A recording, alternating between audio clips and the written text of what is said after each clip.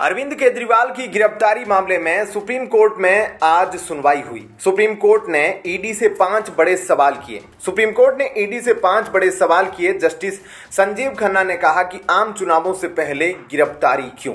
Court ने कहा क्या न्यायिक कार्यवाही के बिना आप यहां जो कुछ हुआ है उसके संदर्भ में आपराधिक कार्यवाही शुरू कर सकते हैं। इस मामले में अब तक कुर्की की कोई कार्यवाही नहीं हुई है और यदि हुई है तो दिखाए कि मामले में केजरीवाल कैसे शामिल है। सुप्रीम कोर्ट ने सवाल खड़े करते हुए कहा, जहां तक मनीष सिसोदिया मामले की बात है, पक्ष और विपक्ष में निष्कर्ष है, तो हमें बताएं कि केजरीवाल मामला कहां है। सुप्रीम कोर्ट ने कहा उनका मानना है कि धारा 19 की सीमा जो अभियोजन पर जिम्मेदारी डालती है न कि आरोपी पर काफी ऊंची है और इस प्रकार नियमित जमानत की मांग नहीं होती क्योंकि वे धारा 45 का सामना कर रहे हैं और जिम्मेदारी उन पर आ गई है। तो हम इसकी व्याख्या कैसे करें? क्या हम सीमा को बहुत ऊंचा बनाएं और यह सुनिश्चित करें कि जो व्यक्ति दोषी है उसका पता लगाने के लिए मानक सम्मान हो। कोर्ट ने कहा कि कार्यवाही शुरू होने और फिर गिरफ्तारी आदि की कार्यवाही के बीच का इतने समय का अंतराल क्यों।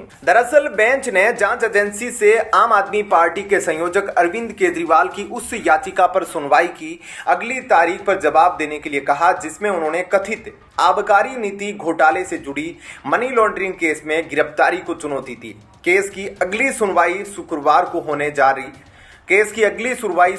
को होने की संभावना है। मामले में 21 मार्च को गिरफ्तारी के बाद दिल्ली सीएम अरविंद केजरीवाल फिलहाल न्यायिक हिरासत के तहत दिल्ली की तिहाड़ जेल में बंद है। सुप्रीम कोर्ट ने 15 अप्रैल को ईडी को नोटिस जारी किया था और अरविंद केजरीवाल की याचिका पर उससे जवाब मांगा।